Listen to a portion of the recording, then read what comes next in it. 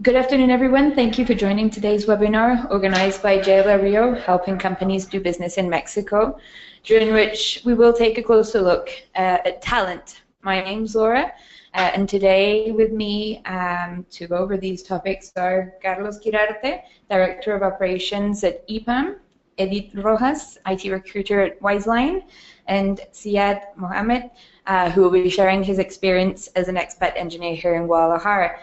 Carlos, Edith, Siad, thank you very much for agreeing to participate in this webinar and to share your experience with us today. So, as I mentioned, today we're going to look into the subjects of attracting and retaining talent here in Guadalajara.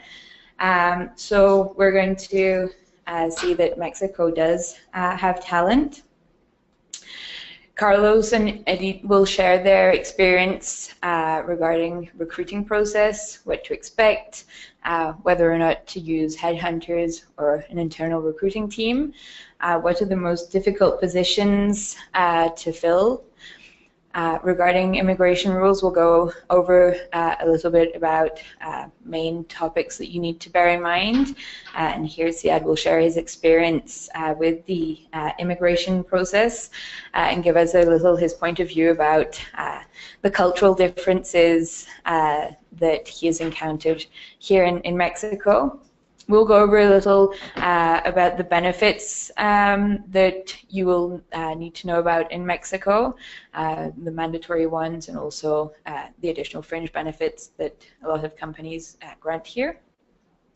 Carlos and Edith will give us a little more tips on how to retain talent, and finally we'll see what needs to be done to get started if your idea is to start recruiting and having employees here in Mexico. During the webinar, we're going to have a couple of survey questions. So before we get started, here's our first question for today, which is going to be what is the main reason for you attending the webinar today? So if you could take a few seconds just to answer the questions. The four options are you're planning to open operations in Mexico, you currently have operations in Mexico, you're in process of opening operations here, or you're just curious to learn a little bit about the subject here in Mexico. Okay, so thank you very much. Let's get started.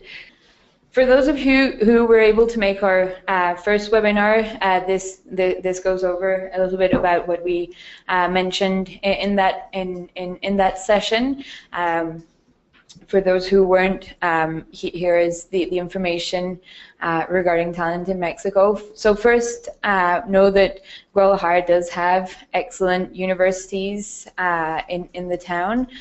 So these are a few of the private ones, the first three, and the public university, the University of Guadalajara, who have been working on implementing engineering programs. Regarding the programs that the universities have, and working a little bit with Edith before the session, it is important to know that there's still work to be done for universities to adapt their programs in order to meet companies' needs. However, there has been considerable progress over the past few years. Universities, the public ones and the private ones, have been listening to companies, taking into consideration their input when reviewing their programs, the expectation for graduates. So that there is a lot of progress and a lot of work that's being done. So if we have talent today, we hope to expect to have a lot more in the future. Just a few figures regarding the graduates that we have here in Mexico. So Guadalajara universities graduate nearly 10,000 engineers a year. It's all types of engineers. But so we do have the programs to be able to meet companies' needs. It's also important to mention that given the growing number of software companies that are choosing to base offices and operations out of Guadalajara, the city also attracts outside talent. So you don't need to just count on what Guadalajara has to offer, but the whole of Mexico. Just a few figures regarding the university graduates. The figures on the left represent overall engineering graduates. The figures on the right are the number for computing graduates. So we're not doing too bad here. Okay, now there's talent here in Mexico and in Guadalajara, but how much is that going to cost you, you ask? Not as much as in California, I'm sure. So Carlos, if you could tell us a little bit about your experience and regarding these figures on the salaries in Guadalajara. Yeah, thanks, Laura. So in Guadalajara, overall in Mexico, our costs in terms of yearly salary are lower compared to the US, which makes it more appealing to companies to invest in Mexico. So these numbers are, I'm assuming, there's only base salary, but even though we have, like, for example, overhead costs, which may increase the total real cost of for each of the employees, it still makes it very affordable for these companies to keep investing in Mexico. And as you know, everyone's know at this moment is that Guadalajara has positioned itself, or Jalisco itself has positioned as the new Silicon Valley of Mexico. So a lot of companies have been looking into Guadalajara to start operations over here, not just because of the cost benefit, but also because, like you said, we do have talent here. Thank you, Carlos. Eddie, is there anything else that you would like to add on the subject? Well, thank you, Lara. I totally agree with Carlos. What he just mentioned about the difference between the salaries in the U.S. and Mexico. It is totally it's a huge difference between Mexico and U.S. And I must say that here in Mexico we definitely have really good talent. You can't imagine how good talent you can find. Every time you need to open new kind of profiles, you will find that you have really good talent and with really affordable costs. Thank you to both of you. Moving on to recruiting. Oh, too fast. So Carlos, on when recruiting, what has been your experience like so far? The experience has been good. It's been challenging, definitely. And as stated on this slide, some of the challenges that we faced because for example, is that when we just started operations in Guadalajara, EPAM was not known whatsoever in the market. So we were a completely brand new company, Belarusian company in Mexico with zero recognition. So that makes us hard to not to find the talent, but to actually be able to engage them and for them to take the risk to come on board with us. Because we didn't have, like, in case of, for example, Wiseline, we know that it's very well supported by Bismarck, right? Most people know Bismarck already from Google, from Uyada, and now Wiseline. So probably, I'm not saying that it was easier for you guys, but definitely was not as easy for us because, I mean, people had to go to our website and learn and read more about who we are, who we were, to know that, oh, okay, so you are a big company, global company, you're a stable company, you have big customers, and now I do understand and I do trust you that you are opening operations in Guadalajara and that you're making a big investment over here. So we started with a group of 9 people, and now we're over 100 people just in Guadalajara, and a few guys also in Mexico City.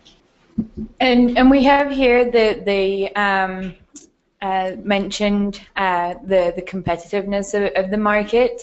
Can you tell us a bit about what the IJALTI is doing to try and try and make it not so difficult to hire employees and not have too much trouble with unfair competitiveness. So sure. So actually today we met with this council, and basically what IHAT is doing is we're gathering most of the companies from the IT industry in Jalisco, so we can do more ethical competition in terms of recruiting and taking the best talent out of the market. So what we're trying to avoid is, like, for example, if we are reaching out to a person who's currently employed in another company, is to let that person go through the whole process. And once we get to the point where we're making that person an offer, just to respect each other and say, like, okay, so we will give you at least 2 weeks notice, or 2 weeks for you to give this 2 weeks notice to your current employer, and to come for you to eventually come and work with us. So that way, you do not have a negative impact on the operations of your current employer. Because if you just come and say, like, hey, I got a job offer and they're giving me, for example, a signing bonus for joining them tomorrow, so I'm just telling you that this is my last day and thank you very much, and now I'm leaving. And what we're trying to do is to avoid those kind of bad practices, and just to give us time as well for companies to react to that and to have enough time to for that person to leave the company the best way possible. So these are the kind of things that we are working together, and that I'm pretty excited of what we would be able to do more within this group of companies that are more and more adding to this initiative. Thank you, Carlos. Edith, is there anything you would like to add on your experience with challenges, but also the positive sides of recruiting here in Mexico? Sure. Well, my experience it has not only on Wiseline as a startup. I actually work in a worldwide company, and it is the challenges are different. As Carlos already mentioned, you have different challenges when you're working on a startup. Even though we're being supported by Bismarck, and he's a really known person in Guadalajara, but for example, Mexico City or Monterrey or other states that he's not really known about. So we need to work a lot on the employee branding to attract really good and talented people, and to let them trust in us that we are a really good company and that we are going to be offering them really challenging projects and a really good experience, and they are going to have the opportunity to be growing and not being just like doing one thing, and have the opportunity to be working in different areas in the IT, obviously. So I think that's all. Thank you, Edith. So tips here for you: make sure to build a good brand and image of the company to attract the employees if you're a startup. But one of two other things that I'll mention here that Carlos and other people that I've talked with from the IT industry is the employees here are very loyal to the company. There's a lot less turnover as there is in Silicon Valley, and referral programs work a treat apparently. So bear that in mind. And as mentioned here, it can be done. EPAM has gone from 0 to 100 in over 100 in under 2 years, and Wiseline has grown from 0 to 200 in just 3 years. So the challenge is there, but it can definitely be done.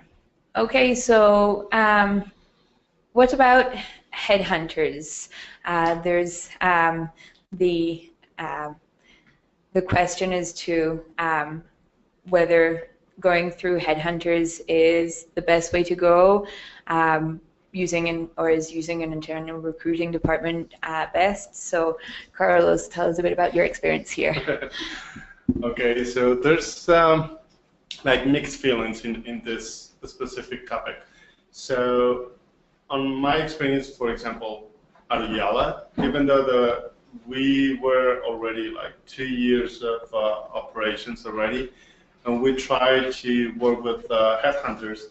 What makes it difficult for the company, it was, for example, the headhunters versus internal recruiting is that the internal recruiting is for people who's actually within the company, so they already breathe and live our corporate values. They know our culture. They're passionate about what we are doing and developing in the company. So they can see it, and it's easier and it's more transparent for the candidates to understand and to perceive that you are being completely honest and that you're being transparent because you're living it.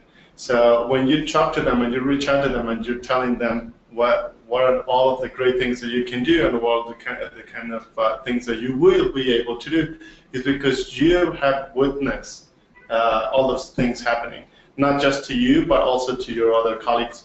So, and this is something that we also did at EPAM. So in the very early beginning, we did have the help of different headhunters, and to be honest, and we hired a very low amount of people from them. So what we decided to do is to grow. We actually doubled the size of our recruiting team, and now we have like 7 recruiters within EPAM.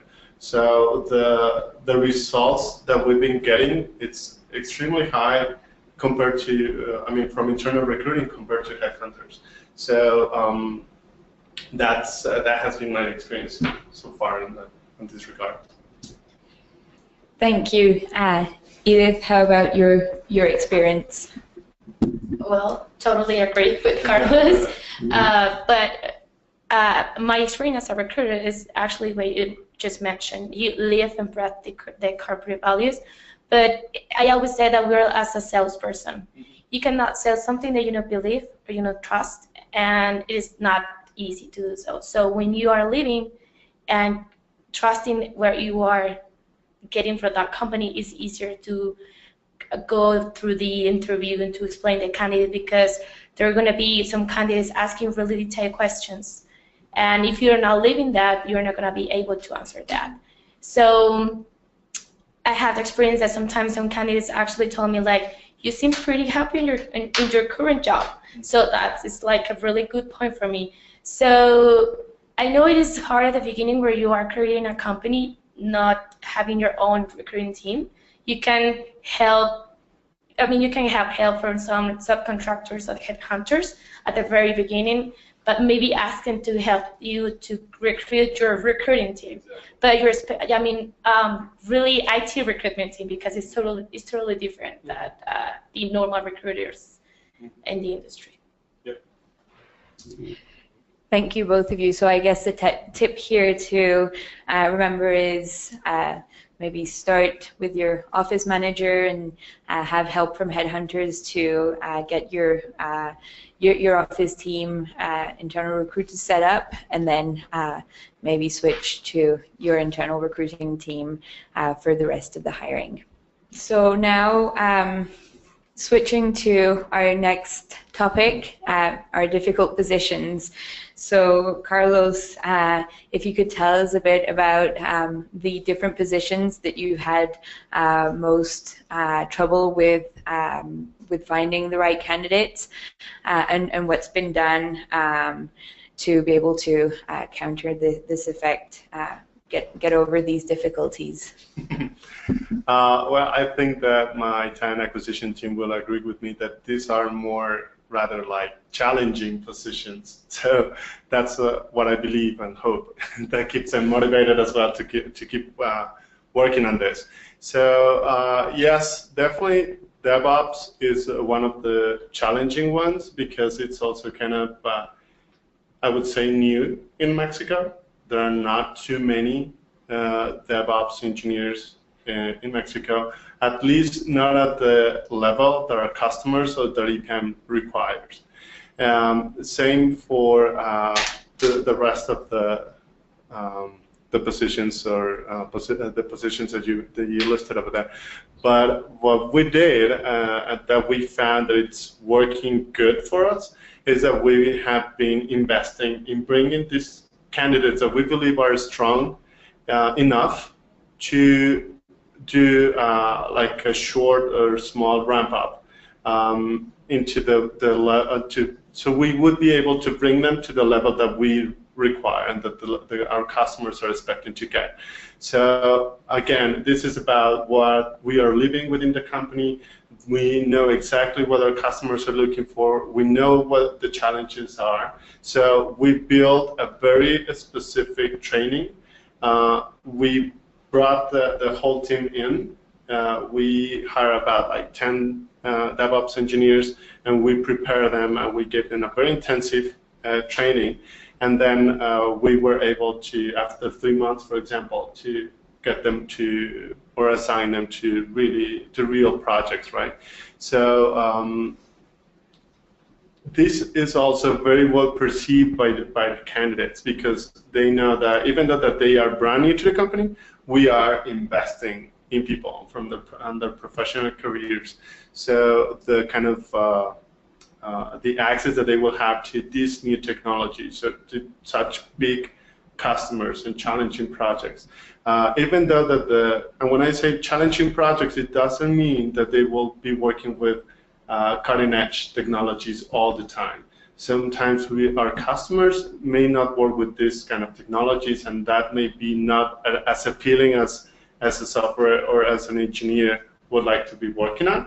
However, what we're trying to do is to start thinking the other way around. So yeah, the technology may suck, but the project itself is good, it's challenging, it's interesting. So what can I do as an engineer and talk to my customer and do some kind of consultancy as well, and try to convince them and showing him or her, or the customer itself, about the benefits of migrating to a newer technology.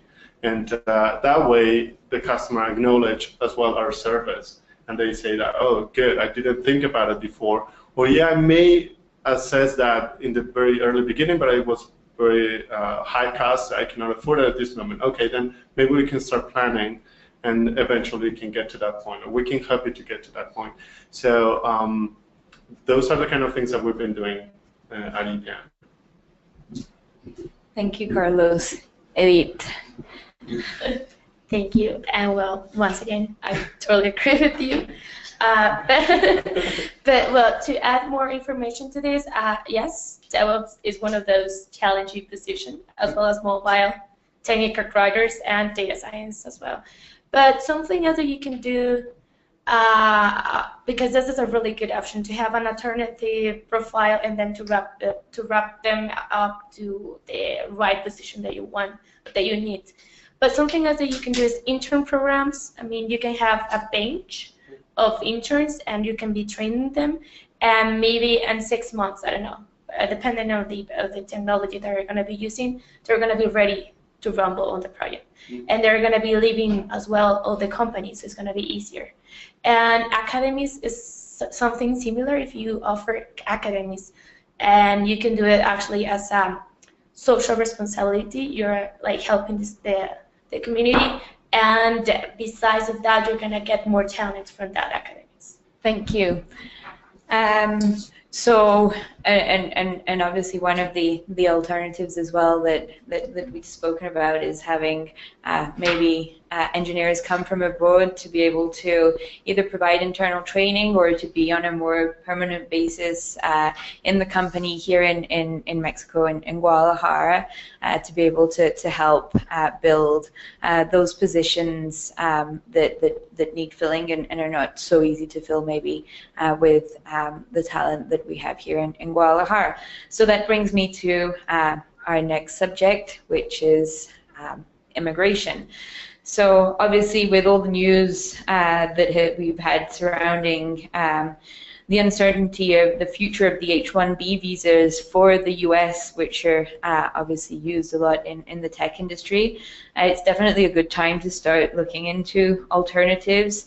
to be able to keep benefiting from the outside talent that your company needs. So why not Mexico? So here are a few details regarding visas here in Mexico. So there are three immigration statuses that your expats can, or foreign employees can enter into Mexico using. So the visitor's visa, which is granted for up to 180 days, is your first visa. The second one is the temporary residency visa, so that can go from anything between over 180 days to 4 years. So you can either apply for 1 year, 2 years, 3 years, or 4 years, depending on how long the person is going to be in Mexico. And if that person falls in love with Mexico and decides to stay, then they can apply for permanent resident visa once they've lived in Mexico for 4 years or more. So those are your three types of visas that you can work with. So which one to use in which circumstances. So the first visa is would be useful if you have someone coming over just for a short business trip. So if you have an engineer coming in just to give a short training, a few days, a few weeks, then they can just come in on the tourist visa. If your employee is going to be staying for over 180 days, and so you need to have them apply for a temporary residency visa, then if you're not planning on having them on Mexican payroll, so on a mirror payroll setup, then you can request that visa to be without remuneration from a Mexican source. Or if you are planning on charging back the cost of that employee to the Mexican company, then you'll want to have them set up on a mirror payroll basis, and so they'll want a temporary residency visa with approval to receive income from a Mexican company. This last one would also apply if you're moving the employee to Guadalajara, again on a more permanent basis, but they're not employed by the company in the corporate country, so they're relocating to Mexico and just on the Mexican company payroll without any mirror payroll setup. You will also need to have them have a visa with authorization to receive payments from a Mexican company. Also note that if your company is going to hire foreign nationals, whether they're expats coming from the parent company in the US or in Europe, wherever the headquarters are, the company in Mexico will need to be registered with the Mexican immigration authorities to be approved to hire foreigners. It's not a complicated process at all, but it does need to be done to be able to be within the rules and regulations for Mexico. The other thing to bear in mind as well, this is regarding the simple tourist visas, so not the residency visas, is that while quite a lot of countries will be able to have their citizens come to Mexico without applying for a travel visa, some countries will need to, some employees coming from certain countries will need to apply for that travel visa before they can enter Mexico. So we have a few examples up here. The list is a little longer, but just to give you an idea. So anybody that's not coming from these countries will just be able to enter Mexico and fill out the form that's given to them on the plane or upon entering the country, and that will give them the right to stay here for up to 180 days. Do note that there is a waiver for the travel visa if the people coming into Mexico are from these listed countries, but if they have permanent residency status in Canada, the US, Japan, the UK, or any other countries within the Schengen area, then they won't need to apply for a visa to travel to Mexico. if they have a valid visa for the US, that will also suffice for them to be able to enter the country without additional visas, or if they have an APEC business travel card approved by Mexico. But if your employees do need visas, or if you have any questions regarding what visa you need to apply for your employees or people traveling into Mexico, then we can put you in touch with excellent immigration lawyers to be able to give you additional details on this subject.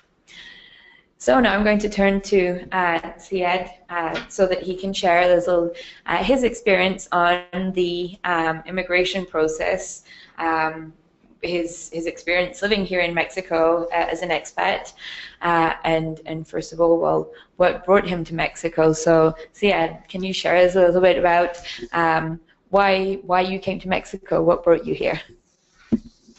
Yeah, sure. So what happened that I really had no idea about what is it like to be living in Mexico or anything at all, maybe out of Mexico.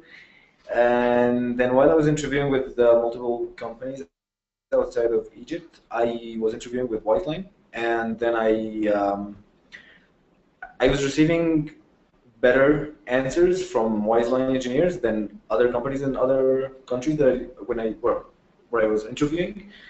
So the best option for me was Whiteline, based on the other companies. But my only problem is that, well, Whiteline is in Mexico. I have no idea. Like, I don't know if, like, we don't know much about Mexico. It's like basically the other side of the world. And so I just started researching Mexico and Guadalajara specifically, and then it did look like a pretty good place. I was like, oh, well, that does look nice. I was actually looking at Google Earth to like check out the streets and stuff, to see what like where the company is, where the street is. I had no idea about anything, and also like one of the other challenges that when you're interviewing for a company from the other side of the planet, it might be really not efficient to come for an on-site. So, for example, on-sites for these companies make more sense to be made remotely. But that's why I had to like check Google Earth to like I wanted to see what was about, and it really is a nice place. The idea is that this problem is with a lot of people. A lot of people don't know anything about Mexico. A lot of people don't think that Mexico can be as big as Silicon Valley. Everyone thinks that, oh, okay, tech company, then it's Silicon Valley or Europe or any other company. But the idea nowadays is that Silicon Valley is really, really, really challenging to not work into, but to move into. It's really challenging to get the visa. It's really challenging to move there. That's why a lot of engineers from Egypt, a lot of engineers from other countries, the majority of them, I think, they just move to, if they want to work in a big company, they would move to another office to that company in Europe or in Canada or any other place. But why don't they move to Mexico? Because Mexico has the potential, but they don't know that yet. And the big companies don't know that yet. So for example, when Carlos was speaking about EBAM, EBAM is a big company, but the people in Mexico didn't hear about EBAM. But it was a good step to open EBAM in Mexico, and it grew really fast, same as Wiseline. So these are really two good steps, but if other companies started doing the same, I think that will make more engineers be able to come to Mexico, and I really believe that already people are doing a really good job to attract engineers.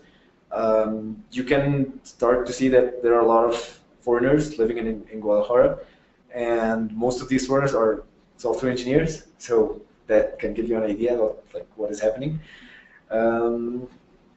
So yeah, basically that's kind of the summary of what brought me to Mexico. My experience with the migration process was like super smooth. You basically don't do nothing. You don't really worry about anything. As Laura was mentioning that the types of visa, you can see how simple the process is. If you even have no idea how to do it, your company will handle it. Like the least I can say is just like a matter of waiting.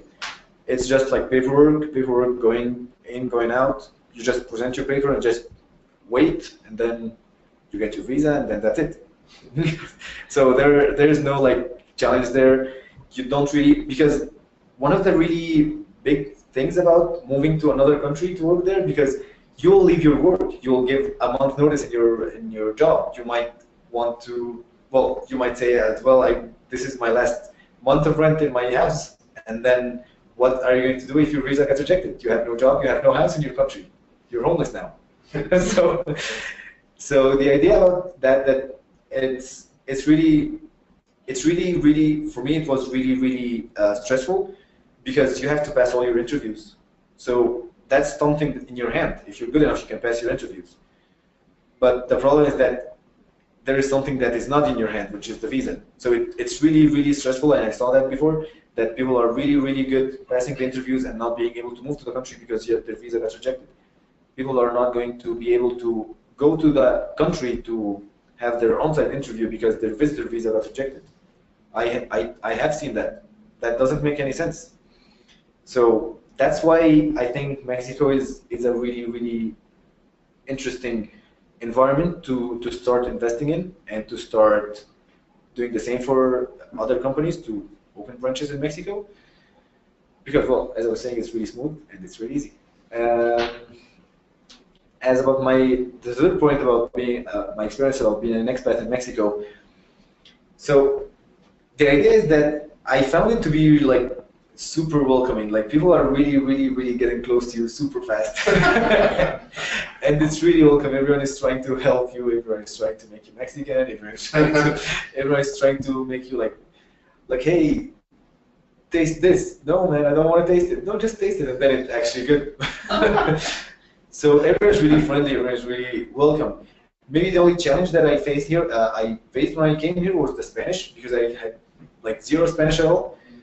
So, but as well, like, we have Spanish classes in the company at White Lion.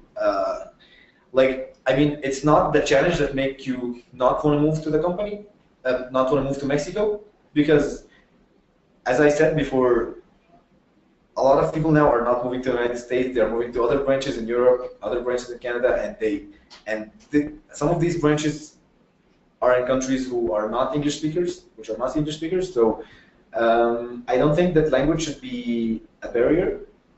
Maybe it should be something fun, so that you can learn it, and you will learn it like involuntarily, because like everyone just speaks to you in Spanish sometimes for fun, because it's the same as food. So they want you to taste food and they want you to speak the language.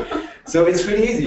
You will get to learn it super fast. So yeah, that's why I think it's super fun. And the last thing that I want to say is that, because a lot of the times as well, when you move outside of your country, it gets really uncomfortable living in a different country.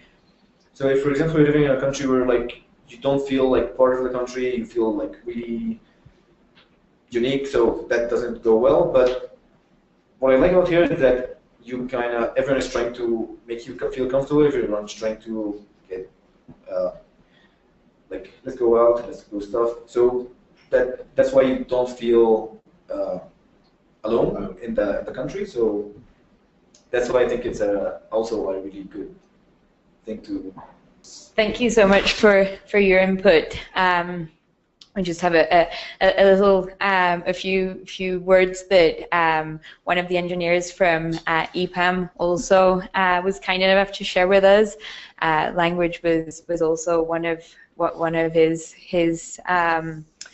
issues. So his tip was to make sure to make local friends, and then, as he had mentioned, you'll learn Spanish pretty quickly.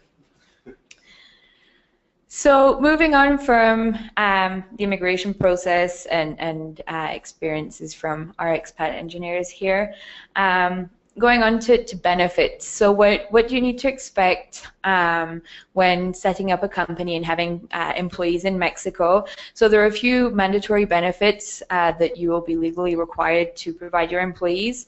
So vacation is one of them. It starts with 6 days once the employee has been working with the company for a year, and then that vacation table obviously increases over the year. vacation bonus, so that's a minimum of 25% of the vacation days. That's the other one. Christmas bonus, which is a minimum of 15 days wages to be paid no later than the 19th of each year. Profit sharing, so that's 10% of the company's taxable profit is to be distributed amongst the employees, and then they have mandatory social security as well. Then once you've gone over all the mandatory benefits, it is quite common for companies here in Mexico to provide additional fringe benefits to try and attract employees a little more. One of the common ones is food coupons, so that's a certain amount of money gets deposited to a separate card each month to employees so that they can use it for, it's destined for mainly grocery shopping, but they can use it in most department stores, supermarkets, savings funds, where the employee will contribute a certain amount or a certain percentage of their salary each pay period, and the company will match that. So at the end of the year, they get a nice lump sum, usually around the Christmas period. Private health insurance is a good one to think about as well, and life insurance.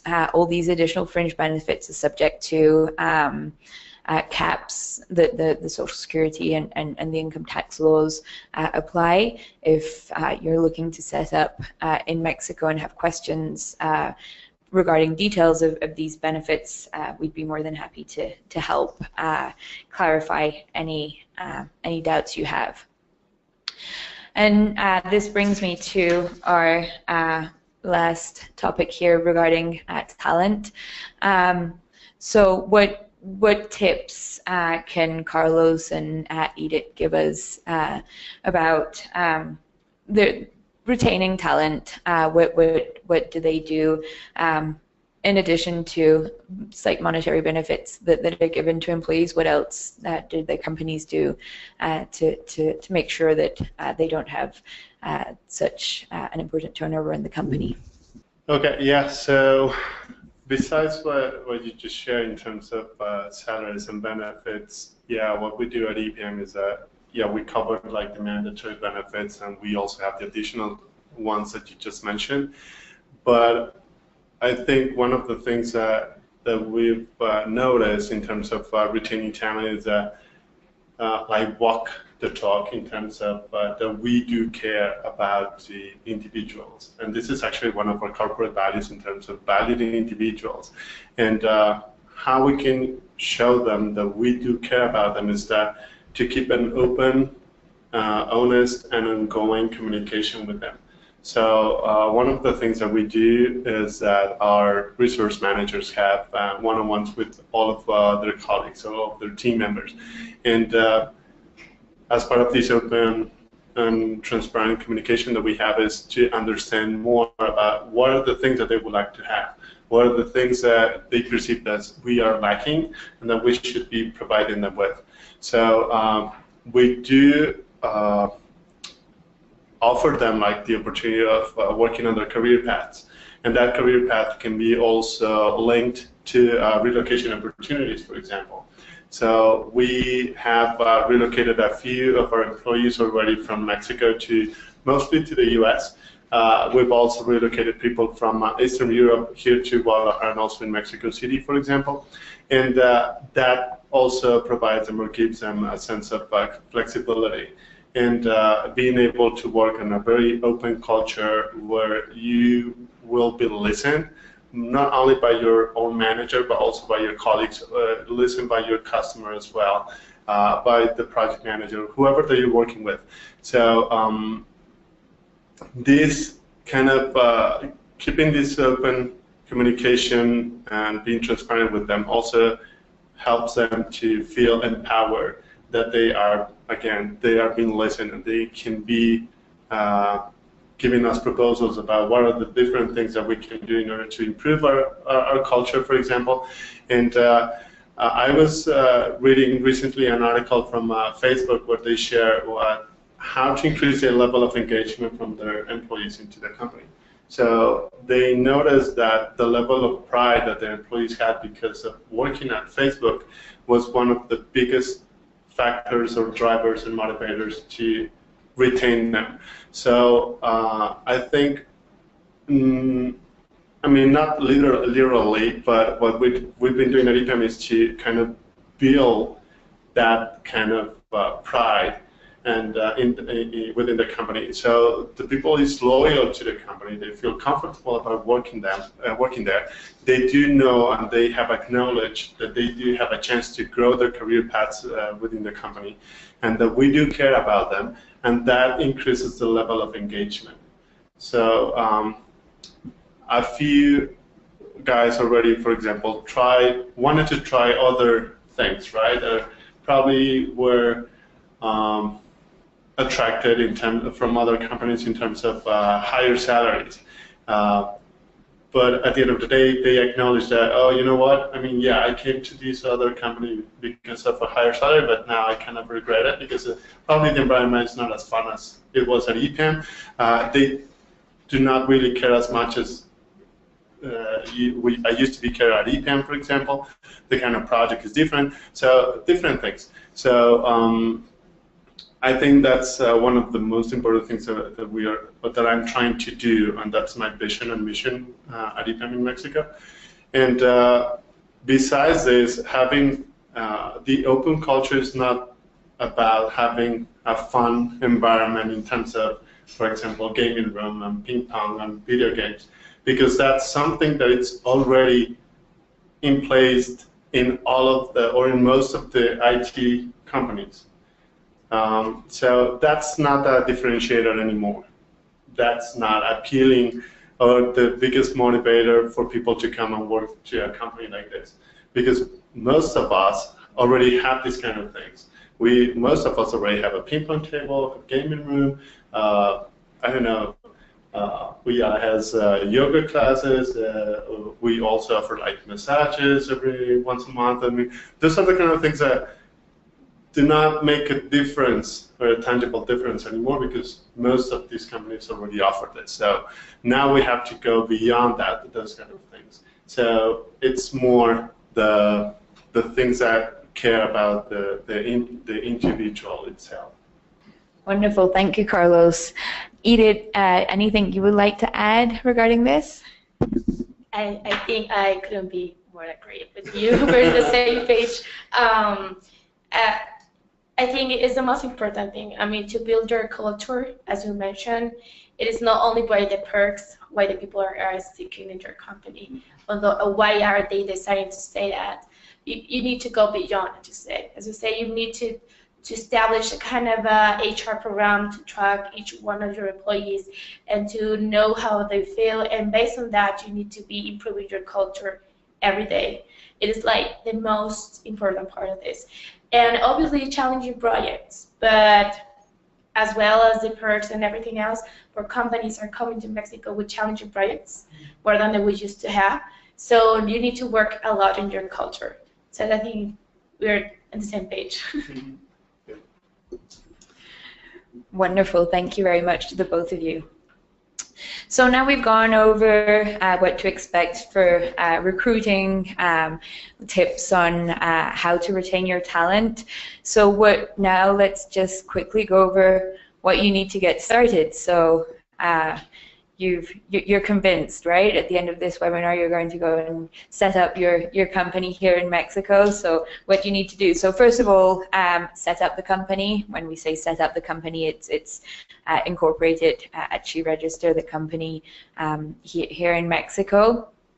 So once that's done, and we have excellent law firms we work with that can help you with this first step, but once you have your articles of incorporation for the Mexican entity, then you'll need to register with the tax authorities, which is the SAT mentioned here. Open your bank accounts.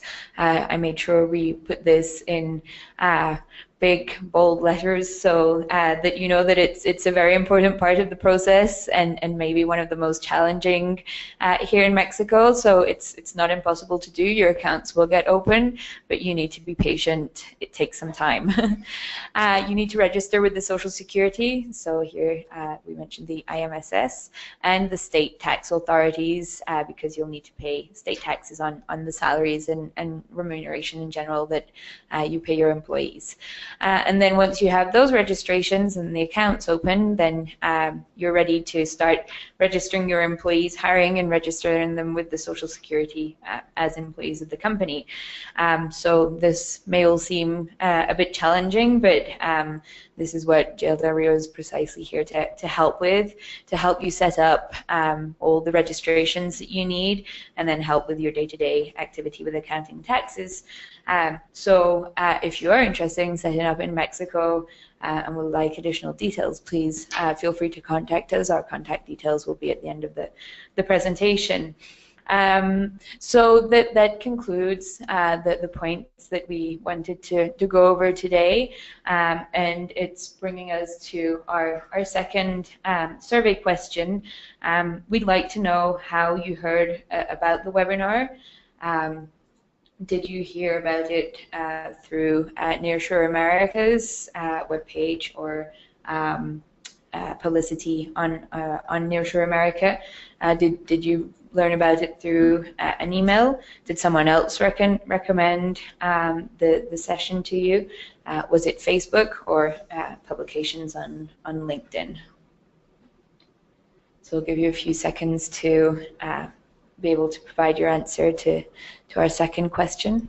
And while you're answering that question, just remind you that we still have other sessions coming up for webinars. So our next one will be in May, and we will go over the incentives that the government here in Jalisco can offer when setting up a company. And in June, we'll be looking into a little more about actually setting up your company here. So we still have a few minutes to go over some questions. If anybody has any questions, give you a few minutes to maybe think, a few seconds to think about questions.